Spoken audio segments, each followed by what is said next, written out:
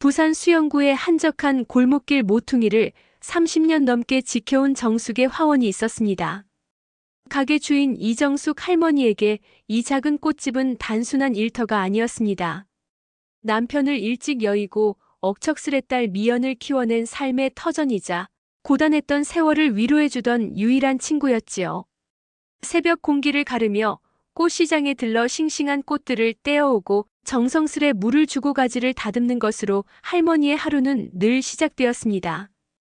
꽃향기가 배어있는 흙을 만질 때면 세상의 어떤 시름도 잠시 잊을 수 있었습니다. 그날은 유독 새벽 공기가 차가웠습니다. 입김이 하얗게 흩어지는 늦가을 아침, 정숙 할머니는 여느 때처럼 가게 문을 열고 밤새 움츠렸을 화초들을 살피고 있었습니다. 그때였습니다. 가게 안쪽 낡은 전화기 벨소리가 정막을 깨고 요란하게 울려 퍼진 것은 평소 같았으면 단골 손님의 꽃 주문이려니 하고 반갑게 수화기를 들었을 테지만 그날따라 그 벨소리가 왜 그리도 스산하게 들렸는지 모릅니다. 여보세요, 정숙의 화원입니다. 이정숙 씨 맞으십니까? 서울중앙지검 첨단범죄수사부 김영철 수사관입니다. 수화기 너머에서는 차갑고 딱딱한 젊은 남자의 목소리가 들려왔습니다. 검찰청이라는 말에 정숙 할머니의 심장이 쿵 하고 내려앉았습니다. 평생 법 없이도 살 사람이라 자부하며 살아온 할머니에게 검찰청은 드라마에서나 보던 낯선 세상의 이야기였습니다. 네, 그런데 무슨 일로? 이정숙 씨 명의의 농협통장이 대규모 금융사기 사건에 연루된 정황이 포착되어 연락드렸습니다. 본인 통장 맞으시죠? 통장 개설 지점은? 남자는 할머니의 이름과 주소는 물론 통장을 만든 은행 지점까지 정확하게 읊었습니다. 순간 할머니의 머릿속은 하얗게 비어버렸습니다. 그 통장은 하나뿐인 손주 민준이의 대학 등록금을 위해 10년 넘게 한 푼, 두 푼 모아온 할머니의 전 재산이었습니다. 장사가 잘 되는 날에는 10,000원을, 힘든 날에는 1,000원이라도 악착같이 모아온 피 같은 돈이었습니다. 아닙니다. 그럴 리가 없어요. 제 통장은 우리 손주 대학 보낼 돈인데 그럴 리가 없습니다. 어르신, 지금 사태의 심각성을 모르시는군요. 이대로 가만히 계시면 공범으로 몰려 구속 수사를 받게 될 수도 있습니다. 저희가 어르신 계좌가 범죄에 사용되지 않았다는 걸 증명할 수 있도록 협조해 주셔야 합니다. 남자의 목소리는 단호했습니다. 구속이라는 말에 정숙 할머니는 다리가 후들거리고 눈앞이 캄캄해졌습니다. 남자는 할머니가 정신을 차릴 틈도 주지 않고 쉴 새 없이 어려운 법률 용어들을 쏟아내며 몰아붙였습니다. 지금 당장 국가에서 지정한 안전 계좌로 예금을 모두 이체해서 자금의 출처를 증명해야만 혐의를 벗을 수 있다는 것이었습니다. 다른 사람에게 알리거나 전화를 끊으면 증거 인멸 시도로 간주되어 즉시 체포될 수 있다는 으름장도 잊지 않았습니다. 이미 이성을 잃은 할머니에게는 남자의 말이 세상의 유일한 동아줄처럼 느껴졌습니다. 할머니는 남자가 시키는 대로 낡은 외투를 걸치고 부들부들 떨리는 손으로 통장과 도장을 챙겨 들었습니다. 가게 문에 잠시 외출 중이라는 팻말을 거는 짧은 순간에도 행여나 누가 볼세라 주변을 두리번거렸습니다. 은행으로 향하는 내내 수화기 너머의 남자는 할머니의 모든 행동을 감시하듯 지시를 내렸습니다. 어르신, 지금 어디쯤이십니까? 창고 직원에게는 절대 내색하시면 안 됩니다. 그냥 정기예금을 해지한다고만 말씀하십시오. 은행 창고에 앉아있는 젊은 직원은 아무것도 모른 채 기계적으로 업무를 처리했습니다. 정기예금 해지 맞으시죠? 이율이 좋아서 만기까지 유지하시는 게 좋으실 텐데요. 그 말이 희미하게 귓가를 스쳤지만 할머니는 고개를 저을 뿐이었습니다. 해지된 예금은 고스란히 입출금 통장으로 들어왔고 할머니는 은행을 나와 곧장 현금 인출기 앞으로 향했습니다. 수화기 너머의 남자가 불러주는 생전 처음 들어보는 낯선 이름과 계좌번호를 떨리는 손으로 눌렀습니다. 한 번, 두 번, 세 번. 평생을 바쳐 모은 4,850만 원이라는 숫자가 화면에서 사라지는 데는 채 5분도 걸리지 않았습니다. 이체가 모두 완료되었습니다. 수사가 종결되는 대로 안전계좌의 돈은 다시 어르신 통장으로 돌려드릴 테니 걱정 마시고 기다리십시오. 수고하셨습니다. 그 말을 끝으로 전화는 툭 하고 끊겼습니다. 그제야 주변의 소음이 귀에 들어오고 멈춰있던 세상이 다시 움직이는 것 같았습니다. 할머니는 한참 동안 멍하니 현금 인출기 앞에 서 있었습니다. 그리고 그 순간 무언가 잘못되었다는 것을 온몸으로 깨달았습니다. 방금 자신이 무슨 짓을 한 것인지 피가 식고 손끝부터 온몸이 차갑게 굳어갔습니다. 비틀거리며 가게로 돌아온 할머니는 의자에 주저앉았습니다. 따스한 햇살이 창문으로 쏟아져 들어오고 있었지만 할머니의 세상은 이미 암흑으로 변해 있었습니다. 화사하게 피어있던 국화와 장미의 색깔마저 모두 잿빛으로 보였습니다. 꽃처럼 곱게 정성껏 갖고 왔다고 믿었던 인생이 하루아침에 뿌리째 뽑혀 시들어버린 것만 같았습니다. 시간이 얼마나 흘렀을까요? 정숙 할머니는 가게 구석의 낡은 의자에 웅크린 채 미동도 하지 않았습니다. 해가 중천에 떴다가 서쪽으로 기울어 가게 안으로 길고 노란 그림자를 들이울 때까지 할머니는 마치 시간이 멈춘 인형처럼 앉아만 있었습니다. 향기롭던 꽃들은 주인의 슬픔을 아는지 모르는지 속절없이 고개를 떨구고 있었고 미처 갈아주지 못한 화병의 물에서는 비릿한 냄새가 올라오는 듯했습니다. 할머니의 귓가에는 사기라는 두 글자가 쇠망치처럼 끊임없이 맴돌았습니다. 평생 남에게 싫은 소리 한 번 못하고 손해보면 손해봤지 남의 것을 탐해본 적 없이 정직하게 살아온 자신이 왜 이런 끔찍한 일을 당해야 하는지 도무지 이해할 수도 받아들일 수도 없었습니다. 원망스러운 마음과 함께 스스로에 대한 자책감이 파도처럼 밀려왔습니다. 그렇게 뉴스에서 떠들어대던 걸 왜 내가 당한담? 이 나이 먹도록 세상 물정도 모르고 멍청하게. 눈물조차 흐르지 않았습니다. 슬픔이 너무 크면 오히려 눈물이 나지 않는다는 말을 할머니는 그날 처음으로 실감했습니다. 엄마 나왔어. 오늘따라 가게가 왜 이렇게 조용해? 가게 문에 달린 작은 종이 딸랑 소리를 내며 익숙한 목소리가 들려왔습니다.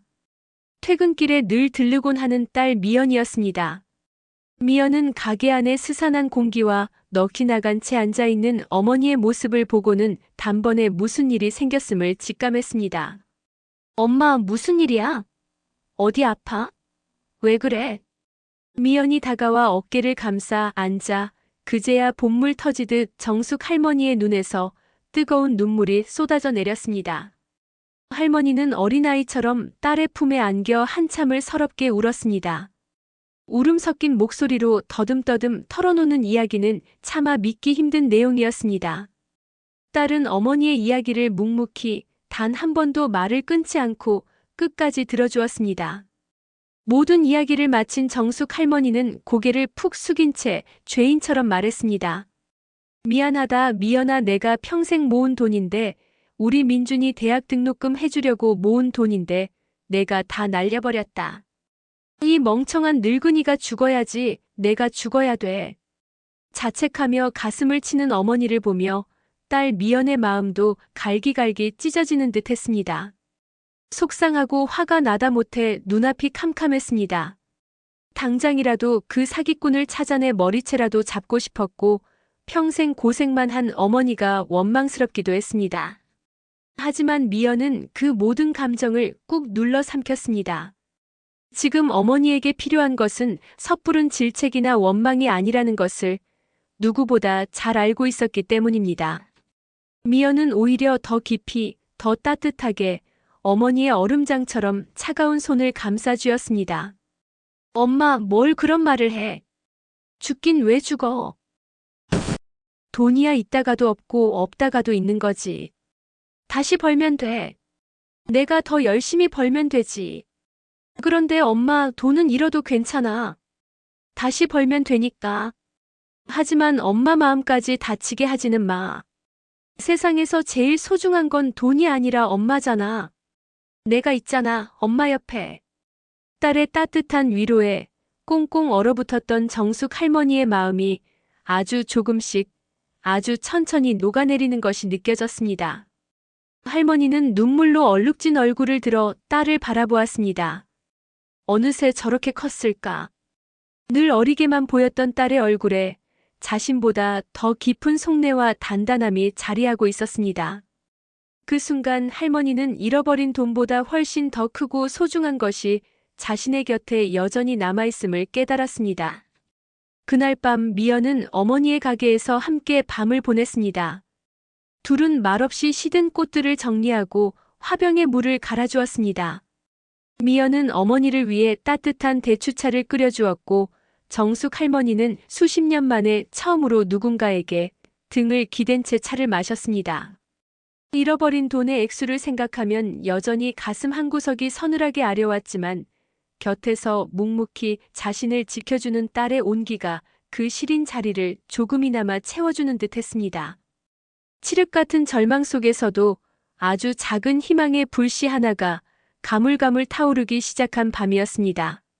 서울의 한 허름한 다세대 주택 반지하 방 창문으로 희미한 가로등 불빛만이 새어 들어오는 어두운 공간에 한 젊은 남자가 앉아 있었습니다. 그의 이름은 한지훈, 27. 며칠 전 부산의 한 꽃가게 할머니에게서 전 재산을 앗아간 목소리의 주인이었습니다. 그의 손에는 방금 전 조직의 총책에게서 건네받은 두툼한 돈 봉투가 들려 있었습니다. 어머니의 수술비를 마련해야 한다는 절박함, 그 하나만 보고 시작한 일이었습니다. 이번 한 번만, 딱 한 번만 눈 감으면 된다. 스스로를 그렇게 타일렀지만 손에 쥔 돈의 무게는 천근만근처럼 무겁기만 했습니다. 돈 봉투에서는 지폐의 잉크 냄새 대신 수화기 너머로 들려왔던 어느 노인의 절박한 울음소리가 배어나오는 듯했습니다. 우리 손주 대학 보낼 돈인데. 전화를 끊은 후에도 그 목소리는 이명처럼 지훈의 귓가를 떠나지 않았습니다. 잠을 자려고 눈을 감으면 단 한 번도 본 적 없는 할머니의 얼굴이 눈앞에 어른거렸습니다. 굽은 등, 거친 손, 그리고 깊게 팬 주름 사이로 흐르는 눈물. 상상 속의 그 모습은 밤마다 지훈을 찾아와 그의 목을 조르고 잠을 깨웠습니다. 밥을 입에 넣어도 모래를 씹는 것처럼 아무 맛도 느껴지지 않았습니다. 지훈은 돈 봉투를 들고 곧장 병원으로 향했습니다. 종합병원 6인실의 가장 안쪽, 그의 어머니가 창백한 얼굴로 잠들어 있었습니다. 각종 튜브와 링거줄에 둘러싸인 어머니의 모습은 볼 때마다 그의 심장을 날카롭게 핥히었습니다. 아버지가 일찍 돌아가시고 식당 일부터 공사장 막일까지 안 해본 일 없이 아들 하나만 바라보며 살아온 어머니였습니다. 그런 어머니가 2년 전 췌장암 말기 판정을 받았을 때 지훈의 세상은 무너져 내렸습니다. 아르바이트를 몇 개씩 해도 비싼 항암 치료비와 수술비를 감당하기에는 턱없이 부족했습니다. 지푸라기라도 잡는 심정으로 발을 들인 곳이 바로 보이스피싱 조직이었습니다. 지훈아 왔니? 어머니가 희미하게 눈을 뜨고 아들을 향해 힘겹게 미소 지었습니다. 지훈은 차마 어머니의 눈을 마주보지 못하고 고개를 숙였습니다. 엄마 수술비 마련했어. 이제 수술만 받으면 괜찮아질 거야. 그래 우리 아들 고생 많았네. 다 내 덕분이다. 어머니의 주름진 손이 아들의 손등을 부드럽게 쓰다듬었습니다. 그 따뜻한 온기에 지훈은 울컥하고 눈물이 쏟아질 것 같았습니다.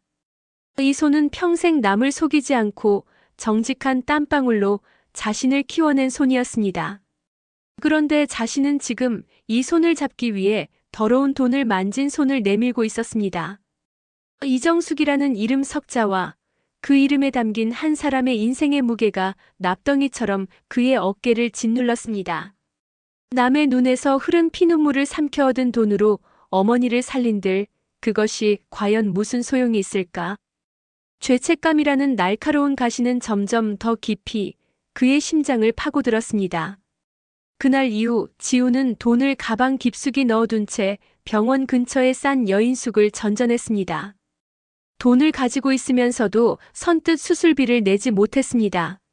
어머니의 병실에 들릴 때마다 어머니의 주름진 얼굴 위로 자꾸만 상상 속 그 할머니의 얼굴이 겹쳐 보였습니다. 그러던 어느 날 그는 병원 로비에서 과일 바구니를 파는 것을 보았습니다. 어머니가 좋아하시는 홍시가 눈에 띄었습니다. 그는 무언가에 홀린 듯 다가가 가장 크고 좋은 홍시를 골라 값을 치렀습니다. 하지만 병실로 올라가던 엘리베이터 안에서 그는 문득 자신이 이 더러운 돈으로 어머니를 위한 과일을 샀다는 사실을 깨달았습니다. 그는 참을 수 없는 자기 혐오에 휩싸여 다음 층에서 내리자마자 복도 끝에 있는 쓰레기통에 홍시가 든 봉지를 그대로 처박아 버렸습니다. 뭉개진 홍시의 붉은 과육이 마치 피처럼 보였습니다. 이대로는 살 수 없었습니다. 죄책감이라는 가시가 온몸을 찌르고 헤집어 숨조차 제대로 쉴 수 없을 지경이었습니다. 그는 무작정 병원을 뛰쳐나왔습니다. 무엇이라도 해야 했습니다. 이 지옥 같은 고통을 멈추기 위해서. 병원을 뛰쳐나온 한지호는 정처 없이 걸었습니다. 어디로 가야 할지, 무엇을 해야 할지 아무런 계획도 없었습니다. 그저 이 숨막히는 죄책감으로부터 최대한 멀리 도망치고 싶다는 생각뿐이었습니다. 그는 무작정 눈앞에 보이는 시내버스에 올라탔습니다. 덜컹거리는 버스는 낯선 거리와 사람들을 스쳐 지나갔고 지호는 흙탕물 튄 창문에 머리를 기댄 채 멍하니 바깥 풍경을 바라보았습니다. 얼마나 지났을까? 버스는 어느새 종점에 다다랐습니다. 부산의 한적한 주택가였습니다. 그는 아무 생각 없이 버스에서 내렸습니다. 차가운 바닷바람이 섞인 공기가 그의 헝클어진 머리카락을 스치고 지나갔습니다. 홀린 듯 걷던 그의 발걸음이 어느 골목 모퉁이 작고 아담한 가게 앞에서 우뚝 멈춰 섰습니다. 빛바랜 초록색 간판에 낡았지만 정갈한 글씨체로 쓰인 이름. 정숙의 화원. 세상이 이렇게 좁았던가요? 아니면 이것은 운명의 장난일까요? 지우는 자신의 눈을 의심했습니다. 심장이 발끝으로 떨어지는 것 같았고 온몸의 피가 차갑게 식었습니다. 가게 안을 들여다볼 용기도 그 자리를 떠날 힘도 없었습니다. 그는 한참 동안 가게 앞에서 부서질 듯 서 있었습니다. 가게의 유리창 너머로 희미하게 사람의 형체가 보였습니다. 자기도 모르게 지훈의 발이 가게 문 쪽으로 향하고 있었습니다. 마치 자석에 이끌리는 쇠붙이처럼 그는 저항할 수 없는 힘에 이끌려 가게 안으로 들어섰습니다. 문에 달린 작은 종이 딸랑하고 맑은 소리를 냈습니다. 가게 안은 온갖 꽃과 식물들이 내뿜는 싱그러운 향기로 가득했습니다. 지훈이 살던 어둡고 축축한 반지하 방과는 전혀 다른 따뜻하고 생명력 넘치는 세상이었습니다. 어서 오세요. 안쪽에서 물뿌리개를 든 할머니 한 분이 고개를 들었습니다. 며칠 밤낮으로 자신을 괴롭히던 상상 속에 바로 그 얼굴, 이정숙 할머니였습니다. 할머니는 지훈을 보며 온화하게 미소 지었습니다. 생각했던 것보다 훨씬 더 작고 연약해 보이는 모습이었습니다.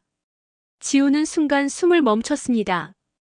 자신을 알아볼 리 없다는 것을 알면서도 심장이 미친 듯이 뛰어댔습니다. 그는 차마 할머니의 눈을 마주보지 못하고 고개를 숙인 채 가게 안을 서성였습니다. 그러다 그의 눈에 작은 초록색 화분 하나가 들어왔습니다. 척박한 환경에서도 잘 자란다는 다육식물이었습니다. 그는 자신도 모르게 그 화분을 집어들었습니다. 계산대로 다가가자 할머니가 다정한 목소리로 물었습니다. 선물하시게요? 예쁘게 포장해드릴까? 아니요, 그냥 제가 키우려고요. 지우는 모기만 한 목소리로 겨우 대답했습니다. 그는 주머니에서 꼬깃꼬깃한 10,000원짜리 한 장을 꺼내 내밀었습니다. 바로 그 돈 할머니에게서 빼앗은 돈의 일부였습니다. 돈을 건네는 그의 손이 사시나무처럼 떨렸습니다. 그때였습니다. 할머니는 돈을 받으려다 말고 지훈의 얼굴을 찬찬히 들여다보았습니다. 총각, 얼굴이 왜 이렇게 안 좋아? 어디 아픈 사람처럼. 마음에 근심이 많아 보이네. 할머니의 따뜻한 시선에 지훈은 끝내 고개를 들지 못했습니다. 들키고 싶지 않았던 마음속의 모든 것이 발가벗겨진 기분이었습니다. 잠시 후 할머니는 돈을 되밀며 그의 손에 화분을 꼭 쥐어주었습니다. 됐다, 돈은. 그냥 가져가. 이건 내가 주는 선물이야. 네. 이 꽃 이름이 희망이야. 물을 자주 안 줘도 혼자서 씩씩하게 잘 크거든. 이 꽃처럼 총각 마음에도 곧 예쁜 꽃이 필 거야. 힘내. 그 따뜻한 말 한마디가 용서를 구하고 싶어도 차마 입이 떨어지지 않았던 지훈의 마지막 방어벽을 무너뜨렸습니다. 자신을 나락으로 떨어뜨린 원수에게 아무것도 모른 채 건네는 위로와 온정. 세상의 어떤 비난과 질책보다도 더 아프고 날카로운 칼날이 되어 그의 심장을 찔렀습니다. 지훈은 아무 말도 하지 못하고 화분을 든 채 가게를 뛰쳐나왔습니다.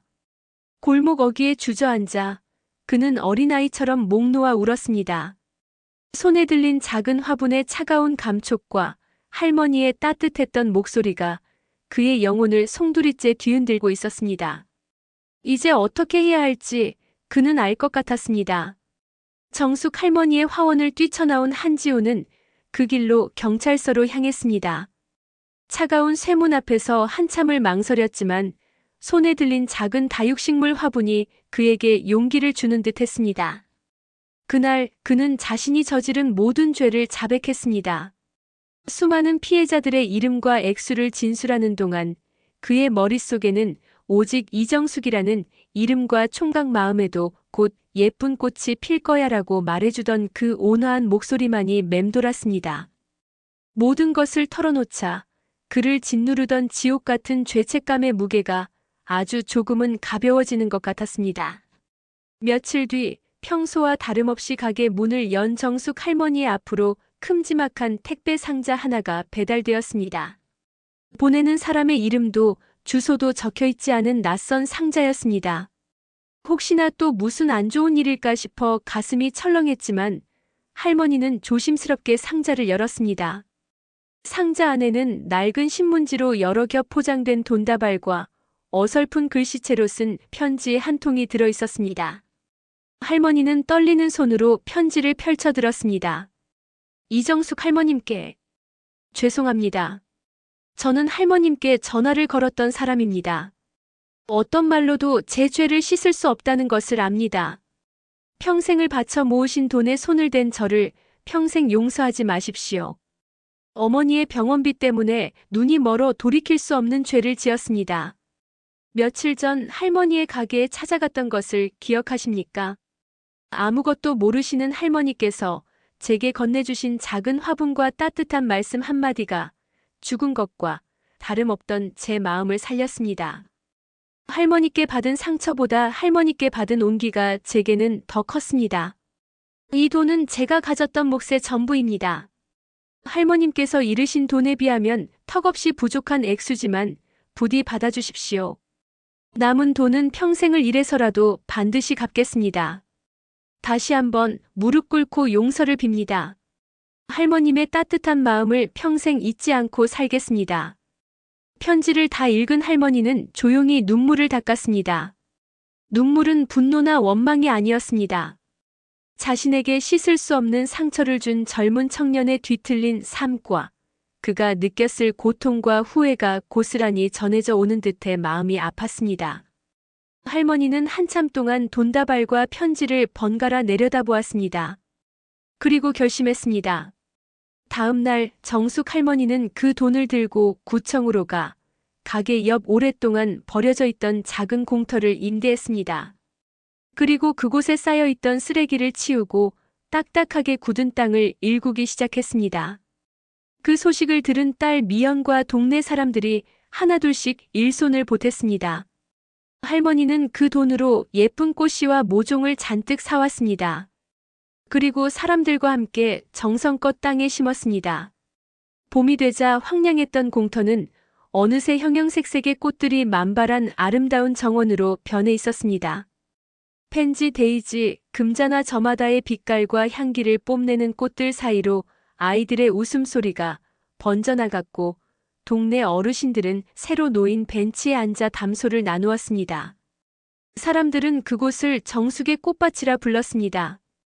어느 맑은 오후 정숙 할머니는 꽃밭에 물을 주다 문득 하늘을 올려다보았습니다. 상처받은 자리에서 다시 피어나는 꽃처럼 할머니는 자신도 모르는 사이에 용서라는 더 큰 사랑의 씨앗을 세상에 심고 있었습니다. 비록 전 재산은 잃었지만 그보다 더 값진 사람의 마음과 이웃의 온기를 얻었습니다. 차가운 서리가 내렸던 그 자리에 이제는 눈부신 햇살과 함께 새로운 희망이 뿌리내리고 있었습니다. 정숙 할머니의 얼굴에 봄꽃보다 더 화사한 미소가 번졌습니다.